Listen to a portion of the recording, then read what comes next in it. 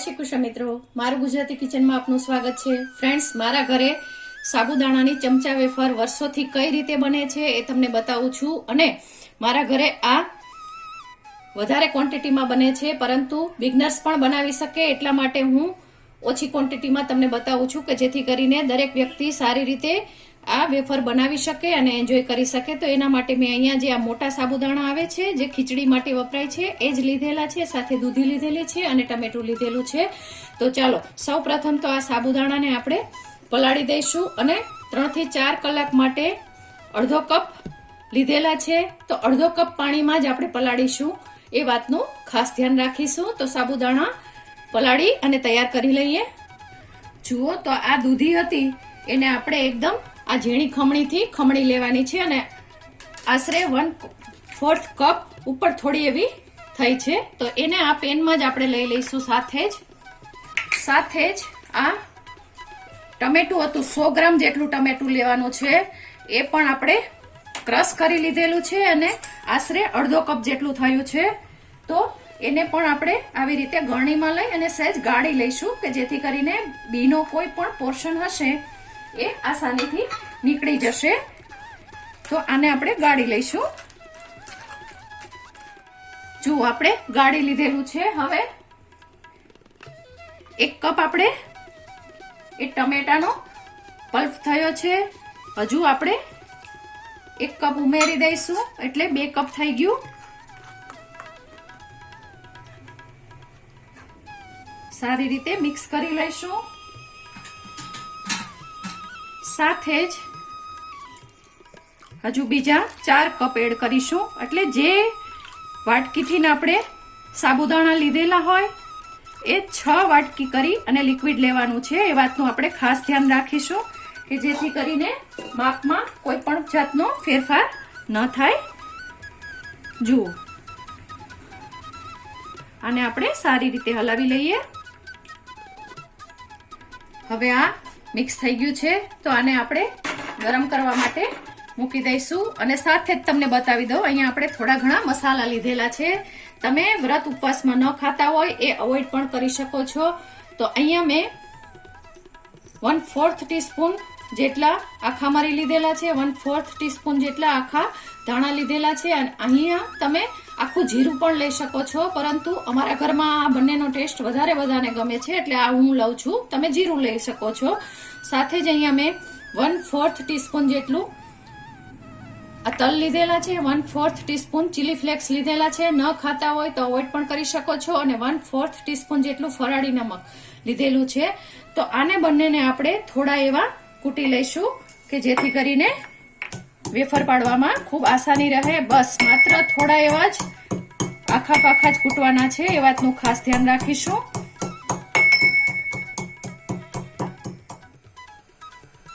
જુઓ, આને સહેજ આપણે ગરમ થવા માટે રાખવાનું છે, એ વાતનું ખાસ ધ્યાન રાખીશું। ગરમ થાય ત્યાં સુધીમાં આપ જોઈ શકો છો કે આ સાબુદાણા છે એ મેં પલાળીને રાખ્યા છે, તો દાણો છે એકદમ બધો જ દાણો છે છૂટો રહે એવી રીતે આપણે પલાળ્યા છે। અને પલાળવાની પ્રોસેસ મેં આપને ઘણી વખત બતાવી દીધેલી છે અને જોઈ શકો છો દાણા બધા જ છૂટા છે, પરંતુ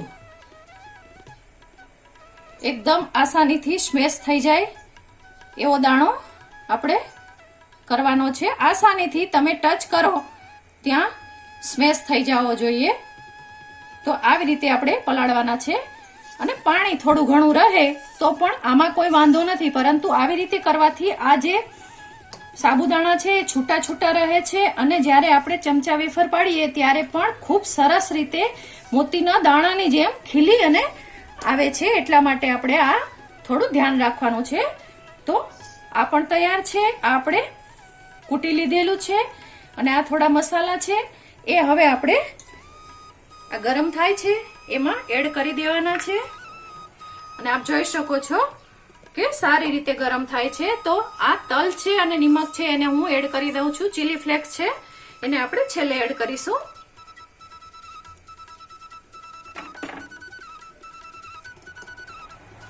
જુઓ, પાણી સરસ રીતે ગરમ થઈ ગયું છે, તો હવે એમાં આપણે આ સાબુદાણા સીધા જ એડ કરી દઈશું. ફ્રેન્ડ્સ, ખાસ ધ્યાન રાખવાનું છે કે નિમક છે એ ઓછું નાખવાનું છે. જો તમે નિમક અત્યારે તમને આ મિશ્રણ છે એ ઢીલું લાગતું હોય એ પ્રમાણે નાખો અને પછી જ્યારે સુકાઈ જશે વેફર ત્યારે એ ખૂબ ખારી થઈ જાય છે. એટલા માટે ખાસ ધ્યાન રાખવાનું છે કે નિમકનું પ્રમાણ ખૂબ ઓછું લેવાનું છે.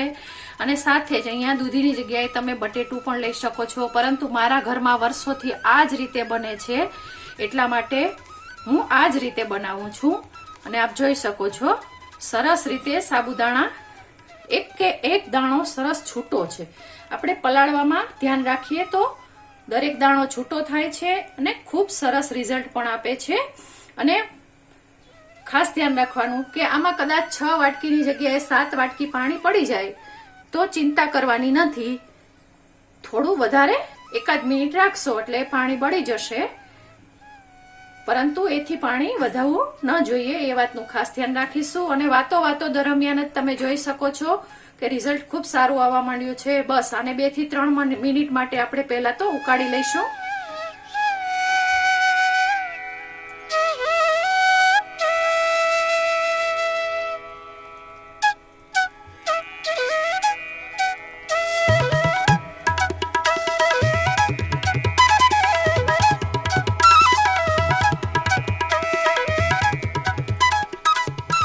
મિનિટ થઈ ગઈ છે અને આપ જોઈ શકો છો કે સાબુદાણા છે એ હવે થોડા સરસ એવા ટ્રાન્સપેરન્ટ થવાની શરૂઆત થઈ છે અને થોડા નથી થયા અને સારી રીતે ઉકળે છે.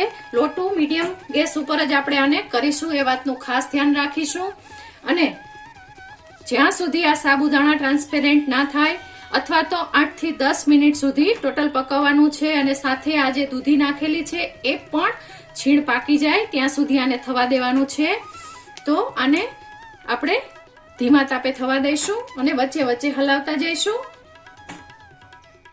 ફ્રેન્ડ્સ, ટોટલ 10 મિનિટ જેટલો સમય થઈ ગયો છે અને તમે જોઈ શકો છો કે સાબુદાણા છે એ એકદમ સરસ ટ્રાન્સપેરન્ટ થઈ ગયા છે અને મિશ્રણ પણ સરસ એવું ઘટ્ટ થઈ ગયું છે. તો હવે આ સ્ટેજ ઉપર આપણે આ ચીલી ફ્લેક્સને એડ કરી દઈશું.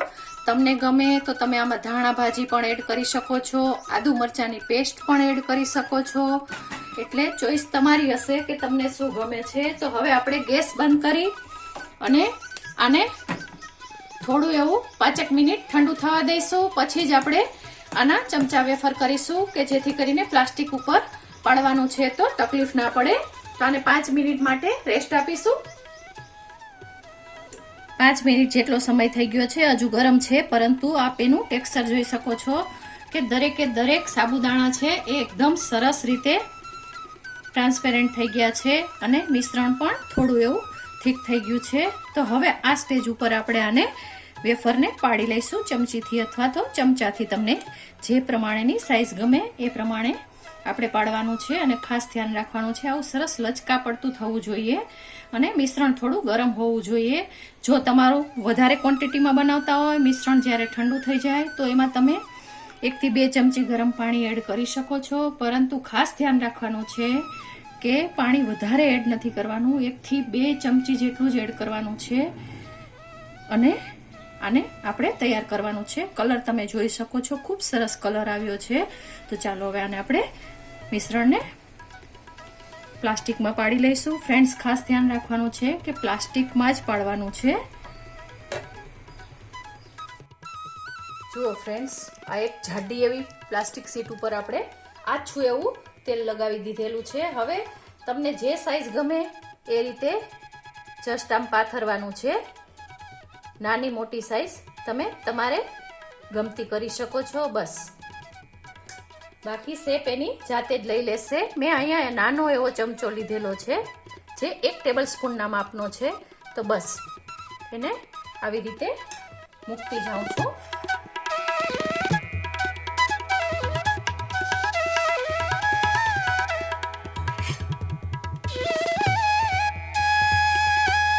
અને ઘરમાં જ પાડું છું.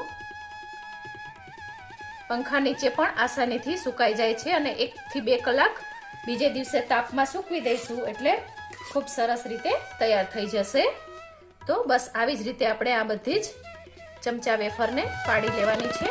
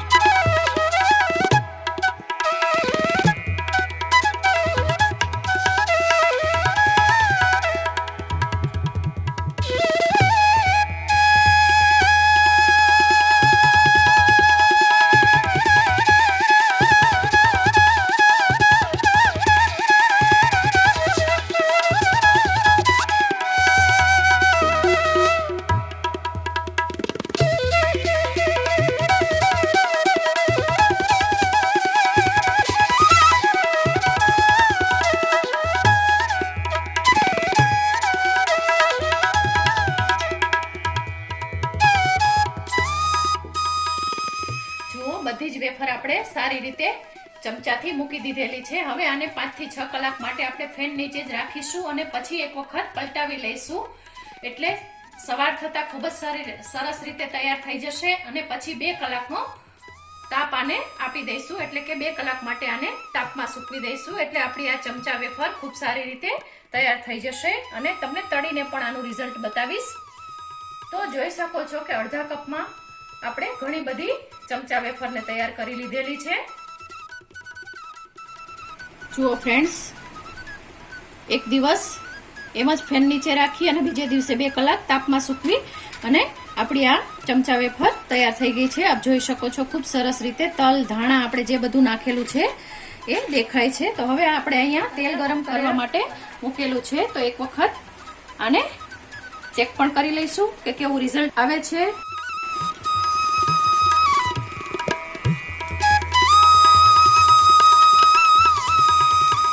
આપ જોઈ શકો છો આપણે જે ટમેટું અને દૂધી નાખ્યા હતા તો ટમેટાનો કેટલો સરસ એવો નેચરલ કલર આવી ગયો છે. જુઓ, ખૂબ સરસ રીતે તૈયાર થાય છે.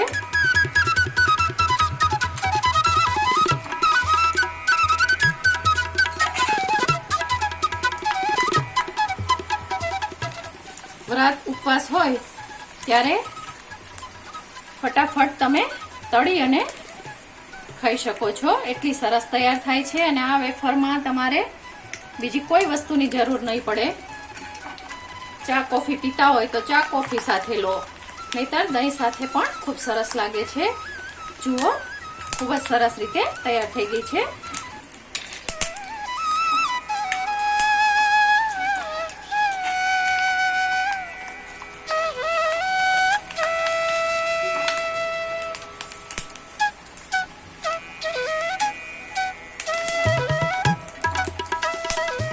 કલર ખાસ જોઈ શકો છો, એટલો સરસ નેચરલ કલર આવેલો છે કે તરત જ ખાવાની ઈચ્છા થઈ જાય.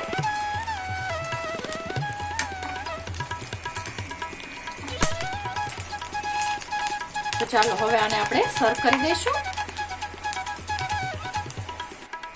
ફ્રેન્ડ્સ, તૈયાર છે આપણી આ વ્રત ઉપવાસમાં ખાઈ શકાય એવી સાબુદાણા, દૂધી અને ટમેટાની સરસ મજાની ચમચા વેફર. તમે રિઝલ્ટ જોઈ શકો છો. ફ્રેન્ડ્સ, તમને મારી આ રેસીપી પસંદ પડી હોય તો મારી ચેનલને લાઈક, શેર અને સબસ્ક્રાઇબ ચોક્કસથી કરજો. આભાર મિત્રો. જય શ્રી કૃષ્ણ.